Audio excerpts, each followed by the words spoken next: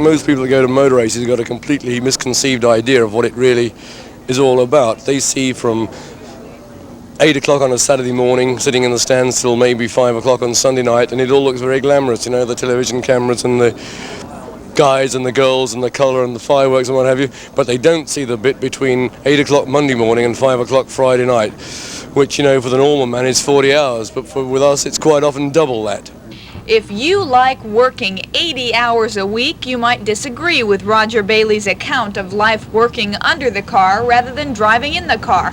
Well, someone does have to work those 80 hours a week, and the qualifications to do that may surprise you. Mostly on personal recommendation.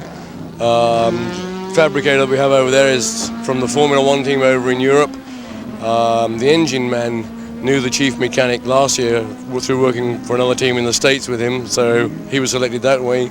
Some of the guys come from England, and others are just known or known by somebody, friends of somebody. It's very difficult.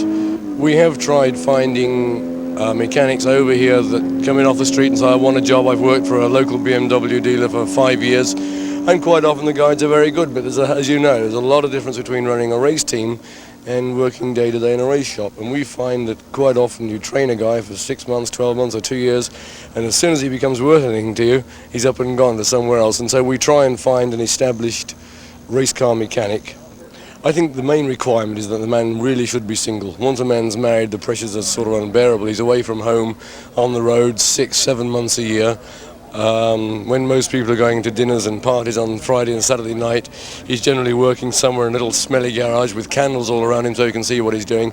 And generally it's unfair, I think, for a married man to be involved on the mechanical side of motor racing. I think a married man's okay if he's a driver.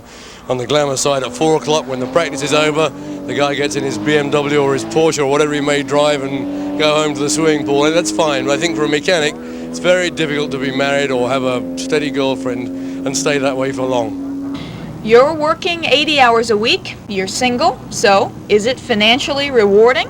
No, I wouldn't say it's particularly rewarding. It's one of those things that you really have to want to do it.